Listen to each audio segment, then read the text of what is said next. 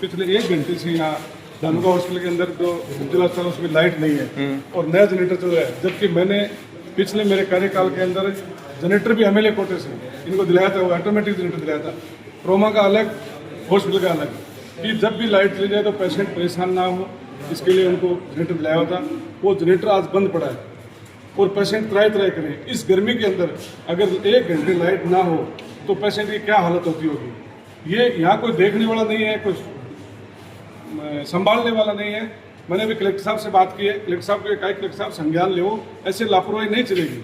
ये लोग हर दिन आए दिन शिकायत आती है कि हॉस्पिटल में लाइट चली जाती है। ये तो हॉस्पिटल वाला लाइट इलेक्ट्रिसिटी वालों से मैंने बात करके आई इनसे पूरी लाइट चालू करवाई अभी कि इन साहब पिछले 1 घंटे से हॉस्पिटल में लाइट नहीं है, पेशेंट परेशान, आप लाइट चालू करो। तो उन्होंने अभी लाइट चालू की है।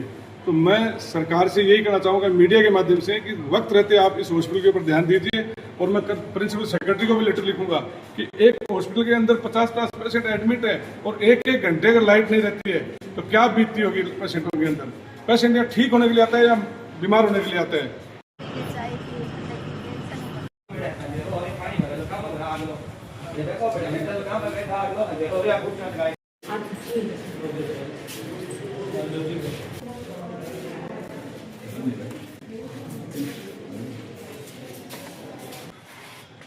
अरे ये हर प्रकार चलाए कौन चला सब ये कौन चला ना। एक आदमी जिम्मेदारी देनी पड़ती कि भैया तू लाइट चली जाती तेरी जिम्मेदारी है। तो बड़ा यार इंस्टीट्यूट है उप जिला अस्पताल को बिकॉज मैं एक आदमी आपने दुनिया में चलाना लो।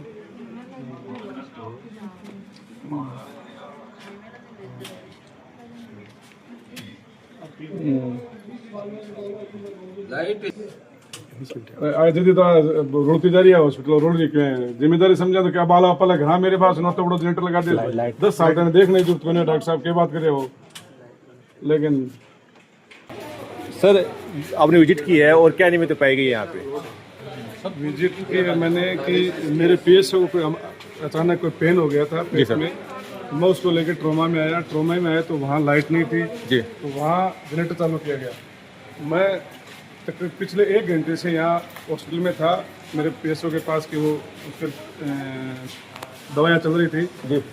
तब यहाँ से पेशेंट के अटेंडेंस है वो गए ट्रोमा में कि साहब आप यहाँ आए हो। पिछले 1 घंटे से यहाँ धानुका हॉस्पिटल के अंदर जो जिला अस्पताल है उसमें लाइट नहीं है और नया जनरेटर चल रहा है, जबकि मैंने पिछले मेरे कार्यकाल के अंदर जनरेटर भी एमएलए कोटे से इनको दिलाया था, वो ऑटोमेटिक जनरेटर दिलाया था। ट्रोमा का अलग, हॉस्पिटल का अलग, कि जब भी लाइट चली जाए तो पेशेंट परेशान ना हो, इसके लिए उनको जनरेटर दिलाया हुआ था। वो जनरेटर आज बंद पड़ा है और पेशेंट त्राई करें। इस गर्मी के अंदर अगर 1 घंटे लाइट ना हो तो पेशेंट की क्या हालत होती होगी। ये यहाँ कोई देखने वाला नहीं है, कोई संभालने वाला नहीं है। मैंने अभी कलेक्टर साहब से बात की है, कलेक्टर साहब को कहा कलेक्टर साहब संज्ञान ले, ऐसे लापरवाही नहीं चलेगी। ये लोग हर दिन आए दिन शिकायत आती है कि हॉस्पिटल में लाइट चली जाती है।